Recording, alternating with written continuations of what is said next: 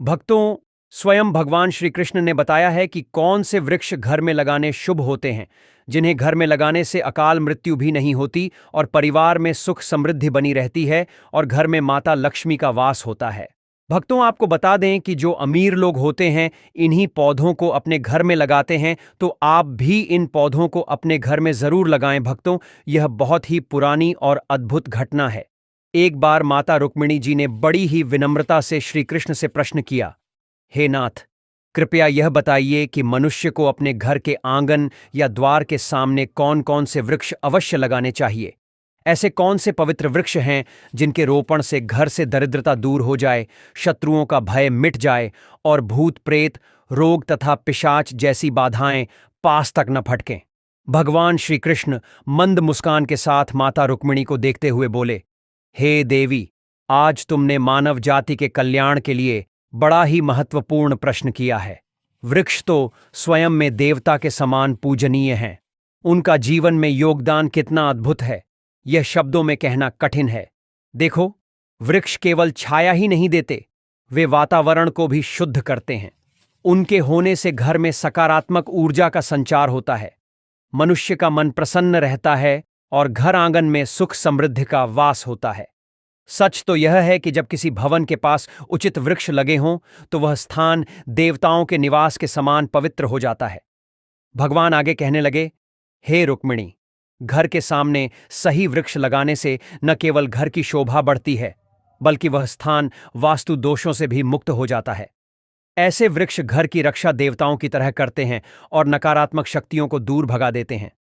लेकिन यदि अज्ञानवश कोई मनुष्य ऐसे पौधे घर के समीप लगा दे जो अशुभ माने जाते हैं, तो वे घर में क्लेश, रोग और दरिद्रता तक ला सकते हैं। इसलिए यह जानना बहुत आवश्यक है कि कौन से वृक्ष शुभ हैं और कौन से नहीं।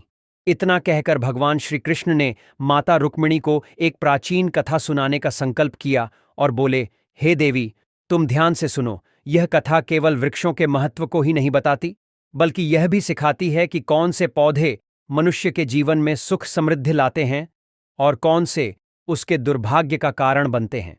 जो भी मनुष्य इस कथा को श्रवण या स्मरण करता है, उसके जीवन के सैकड़ों पाप तुरंत नष्ट हो जाते हैं और उसे परम शांति की प्राप्ति होती है।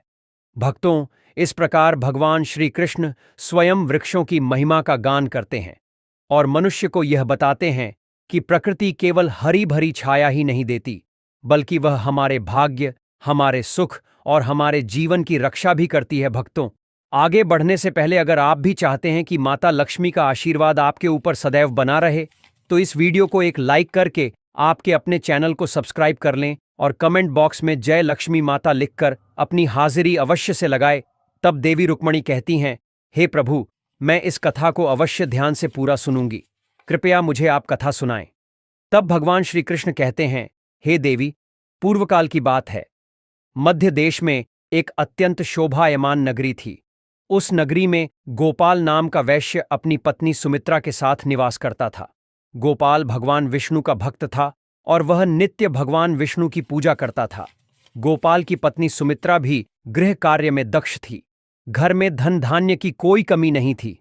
भगवान की कृपा से उसके पास सब कुछ था। इस प्रकार से अनेक दिन बीतने के पश्चात गोपाल की जो पत्नी थी, जिसका नाम सुमित्रा था, उसने अपने आंगन में कुछ वृक्षों का रोपण किया और नित्य उन वृक्षों को जल चढ़ाकर उनकी सेवा करने लगी। सुमित्रा को वृक्षारोपण का ज्ञान नहीं था। उसे जो वृक्ष प्रिय लगे उन्हीं वृक्षों का रोपण उसने किया। जो वृक्ष अशुभ होते हैं उन्हीं वृक्षों का रोपण उसने अपने घर के आंगन में कर दिया, जिस कारण से उस वैश्य गोपाल को व्यापार में काफी सारा घाटा होने लगा। उसके घर में रोज कलह होने लगा। पति पत्नी में बार बार वाद विवाद होने लगे। उन दोनों के जीवन में अनेक कठिनाइयां आने लगीं और धीरे धीरे गोपाल का सारा व्यापार डूब गया और उसका सारा धन भी नष्ट हो गया। अब गोपाल के पास अनाज भी खरीदने के लिए पैसे नहीं थे। वे भूखे ही रहने लगे, जिससे क्रोधित होकर उसकी पत्नी भी गुस्सा करने लगी। वह अपने पति को कोई काम करने के लिए कहती। फिर गोपाल काम मांगने के लिए गांव में घूमने लगा, लेकिन उसे कहीं पर भी काम नहीं मिलता था। उसने आकर अपनी पत्नी से कहा, हे भद्रे, मुझे तो कोई भी काम नहीं दे रहा है, अब मैं कहां पर काम खोजने जाऊं। दोनों ही पूरी तरह से उदास हो गए थे। दोनों के पास कोई उद्योग करने के लिए कुछ नहीं था। गोपाल ने अपनी पत्नी के सारे गहने भी बेच डाले और जो कुछ भी धन मिला उसी से पेट भर लिया। इस प्रकार अशुभ वृक्ष लगाने के कारण दोनों के ही जीवन में घोर दरिद्रता और संकट आने लगे। किंतु वे दोनों ही बात को नहीं जानते थे। भगवान विष्णु और देवी लक्ष्मी बैकुंठ लोक से अपने भक्तों की इस दुर्दशा को देख रहे थे। तब देवी लक्ष्मी ने भगवान विष्णु से कहा, हे प्रभु, क्या आप अपने भक्तों की सहायता नहीं करेंगे? गोपाल आपका बड़ा भक्त है, वह नित्य आपकी पूजा आराधना करता है। तब भगवान विष्णु कहते हैं, हे देवी, मैं अवश्य ही गोपाल की सहायता करूंगा, किंतु उससे पहले मुझे उसकी परीक्षा लेनी होगी। इसीलिए मैं स्वयं उसके घर पर जाकर उसकी परीक्षा लेता हूं। भगवान विष्णु एक साधु का वेश धारण करते हैं और पृथ्वी लोक पर प्रकट होते हैं। साधु रूपी भगवान विष्णु गोपाल के द्वार पर जाते हैं और याचना करने लगते हैं। तब द्वार पर आए हुए साधु को देखकर गोपाल उन्हें प्रणाम करता है और कहता है, हे साधु महाराज, पधारिए, इस गरीब के घर में आपका स्वागत है। मैं आपकी किस प्रकार से सहायता कर सकता हूं? साधु रूपी भगवान विष्णु कहने लगते हैं, हे महोदय, मैं तीर्थ यात्रा पर निकला हूं, विश्राम करने के लिए कोई जगह खोज रहा हूं। यदि आपको कोई कष्ट ना हो तो मुझे अपने घर में स्थान दे दो। मैं अनेक दिनों से भूखा हूं, कुछ भोजन भी प्राप्त हो जाए तो बड़ी कृपा होगी। साधु महाराज के ऐसे वचन सुनकर गोपाल कहने लगा, हे साधु महात्मा, आप अवश्य ही कोई पुण्य आत्मा दिखाई पड़ते हैं। आपके मुखमंडल पर बहुत तेज है। आपकी सेवा करने का मुझे सौभाग्य मिल रहा है। आपकी सेवा करके मुझे बड़ा आनंद मिलेगा। कृपया आप घर के भीतर चलिए। फिर वह साधु महाराज और गोपाल के घर के भीतर जाते हैं और विश्राम करने लगते हैं। गोपाल उन साधु महाराज की बड़ी सेवा करता है, किंतु उसके पास अन्न का एक दाना नहीं होता है। तो वह अपनी पत्नी से कहता है, हे प्रिय, घर पर जो साधु महात्मा आए हैं वे बड़े पुण्यवान दिखाई पड़ रहे हैं। हमें उनके भोजन के लिए कुछ उपाय करना चाहिए। मैं गांव में जाकर किसी से थोड़ा सा धन मांग कर लाता हूं। इतना कहकर वह गोपाल गांव में एक सेठ के घर पर जाता है और उस सेठ से थोड़ा सा धन देने की विनती करता है। किंतु वह सेठ उस गोपाल वैश्य को धन देने से इनकार करता है और कहता है, तुम्हारे पास तो फूटी कौड़ी नहीं है, तुम मेरा धन कैसे वापस करोगे?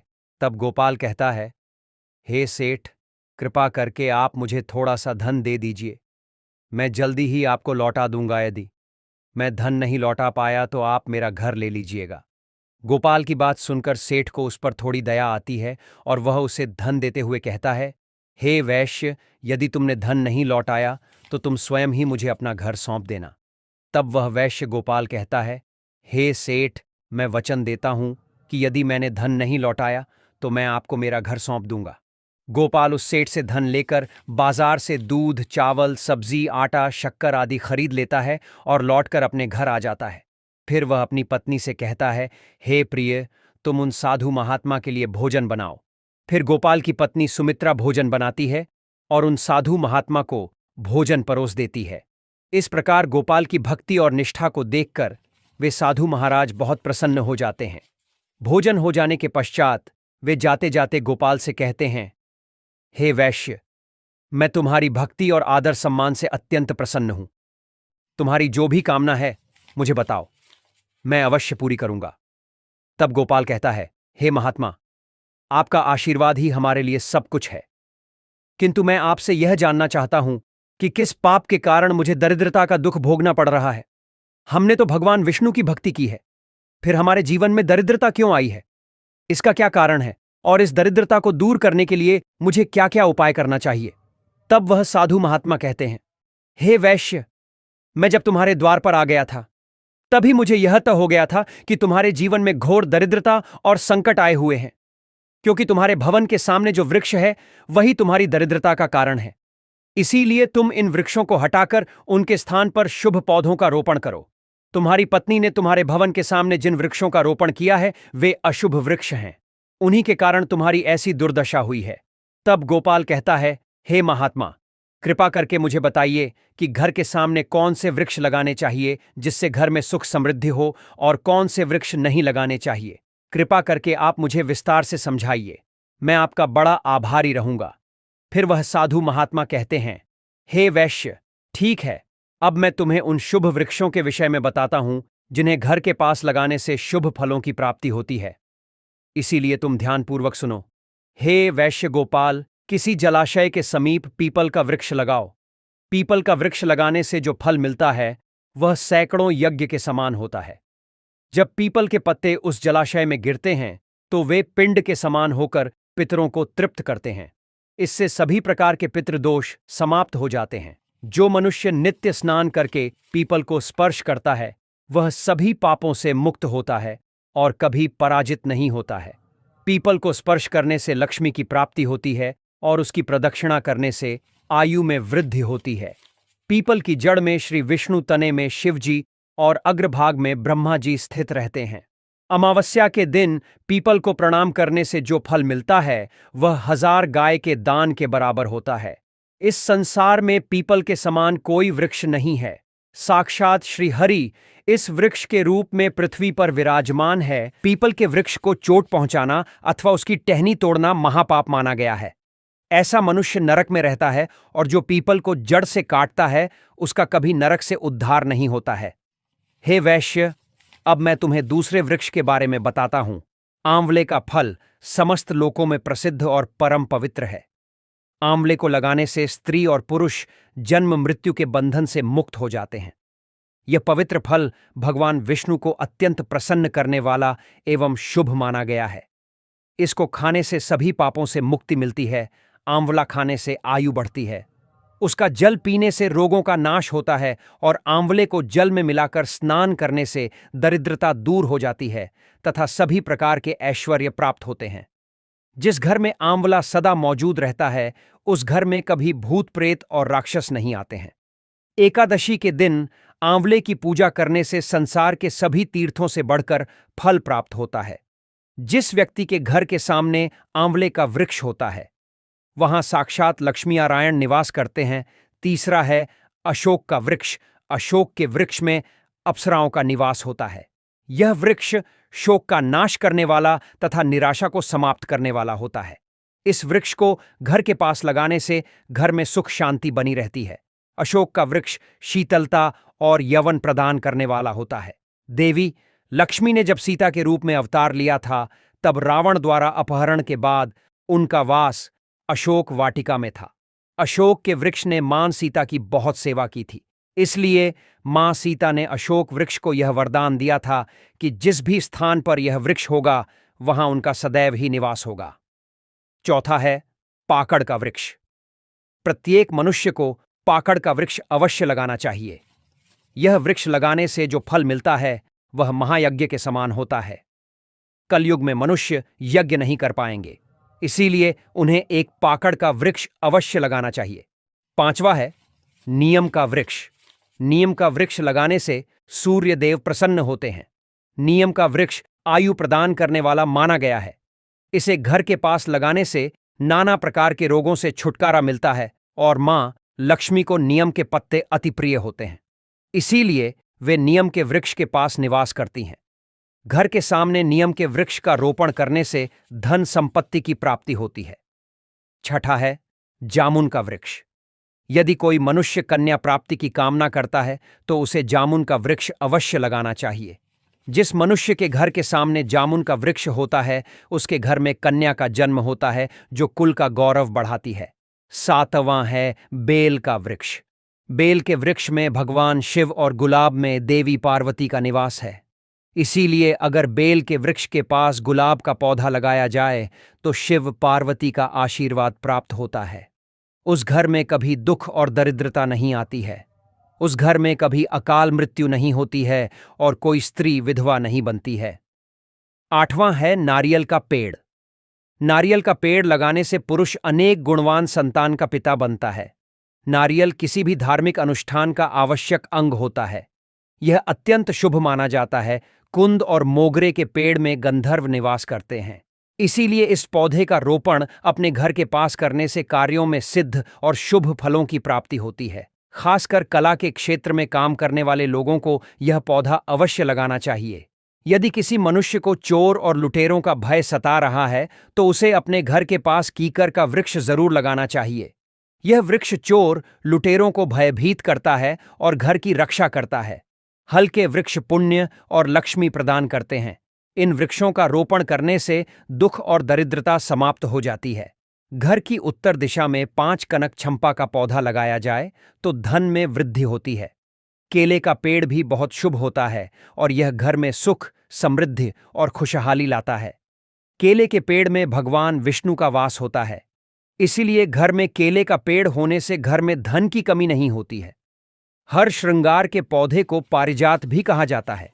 इस पौधे की उत्पत्ति समुद्र मंथन के समय हुई थी और देवी लक्ष्मी भी समुद्र मंथन से ही प्रकट हुई थी। इसीलिए पारिजात के पौधे का बहुत अधिक महत्व है।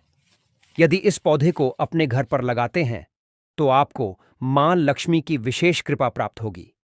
घर के आंगन में नारियल का पेड़ होने से उस घर में हमेशा शुभता बनी रहती है और उस घर के सदस्यों का समाज में बहुत मान सम्मान होता है। सुंदर पत्नी की कामना करने वाले मनुष्य को अनार का वृक्ष लगाना चाहिए। जो मनुष्य सुंदर, सुशील और सौभाग्यशाली पत्नी की कामना करता है उसे अपने घर के आंगन में या पास में अनार का वृक्ष अवश्य लगाना चाहिए। अनार का वृक्ष न केवल स्वास्थ्यवर्धक फल प्रदान करता है बल्कि इसे शुभता और सौंदर्य का प्रतीक माना गया है। अनार का वृक्ष अपने लाल फूलों और फलों के कारण सकारात्मक ऊर्जा का संचार करता है। इस वृक्ष को देवी लक्ष्मी का प्रतीक भी माना गया है और इसकी उपस्थिति घर में धन, समृद्धि और पारिवारिक सौहार्द को बढ़ाती है। अनार के फल का सेवन करने से शरीर स्वस्थ और कांतिमय होता है। पलाश का पेड़ ब्रह्म तेज प्रदान करता है, इसीलिए इसका रोपण अवश्य करना चाहिए। पलाश को धर्म का वृक्ष कहा जाता है। इसे भगवान ब्रह्मा और अग्नि का प्रतीक माना गया है। इसके लाल फूल ऊर्जा, शक्ति और उत्साह के प्रतीक हैं। पलाश का वृक्ष व्यक्ति को आध्यात्मिक उन्नति प्रदान करता है। यह साधना और तपस्या में सहायता करता है और व्यक्ति के भीतर ब्रह्म ऊर्जा का प्रवाह बढ़ाता है। पलाश की लकड़ी और पत्ते यज्ञ और पूजा में उपयोग किए जाते हैं। इनसे निर्मित संविधा अग्नि को प्रज्वलित करती है और वातावरण को पवित्र बनाती है। घर के भीतर कांटेदार पौधों का रोपण वास्तु दोष उत्पन्न करता है। इससे घर के सदस्यों को आर्थिक तंगी, स्वास्थ्य समस्याएं और पारिवारिक कलह का सामना करना पड़ सकता है। मनुष्य को कभी भी ताड़ का वृक्ष नहीं लगाना चाहिए। ताड़ का वृक्ष संतान का नाश करने वाला होता है। जिस घर के पास ताड़ का वृक्ष होता है उस घर की संतानों की कभी उन्नति नहीं होती है। मनुष्य को कभी भी अपने घर के पास भेड़ा का वृक्ष नहीं लगाना चाहिए। इस वृक्ष पर भूत का वास होता है। जो मनुष्य भेड़ा का वृक्ष लगाता है वह भूत बन जाता है। इसके नीचे बैठकर कभी पूजा पाठ भी नहीं करना चाहिए। घर में कभी भी ऐसे पौधे नहीं लगाने चाहिए जिनको काटने तोड़ने पर दूध निकलता हो। घर के सामने कभी भी बबूल का पेड़ नहीं लगाना चाहिए। इसे लगाने से विपत्ति आती है। घर के सामने बेर का वृक्ष भी नहीं लगाना चाहिए। इसे लगाने से नकारात्मकता बढ़ती है, धन का नाश होता है और संकट आते हैं। भक्तों, भगवान श्री कृष्ण आगे माता रुक्मिणी से कहते हैं, हे प्रिय, ध्यान से सुनो। घर के अत्यधिक समीप आम का वृक्ष कभी नहीं लगाना चाहिए। यद्यपि आम का फल अत्यंत मधुर और प्रिय होता है, किंतु जब उसके वृक्ष की छाया सीधे घर पर पड़ती है तो यह शुभ की बजाय अशुभ फल प्रदान करता है। इस कारण आम का वृक्ष सदैव घर से थोड़ी दूरी पर ही लगाना उचित है। इसी प्रकार पपीते का वृक्ष भी घर के सामने नहीं लगाना चाहिए। यह वृक्ष देखने में सरल और फल देने वाला अवश्य है, परंतु इसके कारण घर में दरिद्रता प्रवेश करती है और धन का नाश होने लगता है। यदि पीपल का वृक्ष भवन की पूर्व दिशा में हो तो यह निर्धनता और क्लेश का कारण बनता है। वहीं वट का वृक्ष यदि घर की पश्चिम दिशा में हो तो परिवार में शोक और दुख का वातावरण बना रहता है। हे देवी, यह भी जान लो कि यदि घर की दक्षिण दिशा में तुलसी का पौधा हो तो संतान को पीड़ाएं सहनी पड़ सकती हैं। तुलसी माता स्वयं पवित्र हैं, किंतु उनकी उपयुक्त दिशा का ध्यान रखना अति आवश्यक है। इसी प्रकार यदि किसी मृत वृक्ष की छाया घर पर पड़ती है तो वह मृत्यु सूचक मानी जाती है। ऐसे सूखे और मृत वृक्ष को तुरंत उखाड़ देना चाहिए, अन्यथा घर में अनिष्ट घटित होता है। मरुस्थल में पाए जाने वाले पौधे कठोर और सूखे वातावरण के लिए अनुकूल होते हैं। उनके कांटे और मोटे तने तो उन्हें जीवित रखते हैं, परंतु उनकी प्रकृति घर या आंगन में शुभ नहीं मानी जाती। ऐसे पौधे घर के भीतर नकारात्मकता लाते हैं। हे रुक्मिणी, इस रहस्य को और गहराई से समझने के लिए मैं तुम्हें एक कथा सुनाता हूं। भगवान श्री कृष्ण कथा सुनाते हैं। एक समय की बात है, एक साधु महाराज एक वैश्य गोपाल के घर पहुंचे। साधु ने गोपाल से कहा, हे वैश्य, आज मैं तुम्हें शुभ और अशुभ वृक्षों का रहस्य बताने आया हूं। यदि तुम इन नियमों के अनुसार वृक्षों का रोपण करोगे तो तुम्हारे जीवन में समृद्धि का वास होगा और दरिद्रता का अंत हो जाएगा। साधु महाराज ने उसे विस्तार से समझाया कि कौन से वृक्ष घर के पास लगाने चाहिए और किनसे दूरी बनाकर रखनी चाहिए। गोपाल ने श्रद्धा से उनके वचनों को सुना और हाथ जोड़कर बोला, हे महात्मा, आपने आज मुझे अत्यंत उत्तम ज्ञान दिया है। इसके लिए मैं हृदय से आपका आभार व्यक्त करता हूं। तभी अचानक साधु महाराज वहां से अंतर्धान हो गए। गोपाल और उसकी पत्नी आश्चर्यचकित रह गए। उन्हें तुरंत ही समझ में आ गया कि साधु रूप में स्वयं भगवान विष्णु ही उनके घर पधारे थे। वे दोनों भाव विभोर होकर भगवान के चरणों में कृतज्ञता प्रकट करने लगे। इसके बाद गोपाल ने साधु महात्मा के बताए अनुसार अपने घर के सामने शुभ वृक्षों का रोपण किया। कुछ ही समय में उसके घर में धन संपत्ति का अपार आगमन हुआ। दरिद्रता मिट गई और जीवन सुख समृद्धि से भर उठा। गोपाल और उसकी पत्नी हर दिन भगवान विष्णु का स्मरण करने लगे और उनकी कृपा से उनका जीवन मंगलमय हो गया। भगवान श्री कृष्ण ने कथा समाप्त करते हुए माता रुक्मिणी से कहा, हे प्रिय, इस प्रकार शुभ और अशुभ वृक्षों के भेद को जानकर मनुष्य यदि अपने घर के समीप सही वृक्षों का रोपण करे तो उसके जीवन में समृद्धि, शांति और सुख स्थायी रूप से निवास करते हैं। अब तुम भी अपने भवन के पास इन नियमों का पालन करना और अन्य लोगों को भी यह ज्ञान देना ताकि सभी का जीवन मंगलमय हो सके। भक्तों, यह तमाम जानकारी जन रुचि को ध्यान में रखकर दी जा रही है। वास्तुशास्त्र के उपाय को अपनी आस्था और विश्वास पर आजमाएं। हमारा चैनल इस वीडियो के द्वारा किसी भी प्रकार का कोई दावा नहीं करता है। आज की यह जानकारी अगर आपको पसंद आई हो तो इस वीडियो को एक लाइक करके आपके अपने चैनल को सब्सक्राइब कर लें और बेल नोटिफिकेशन को ऑल पर सेट जरूर करें। जय श्री राम।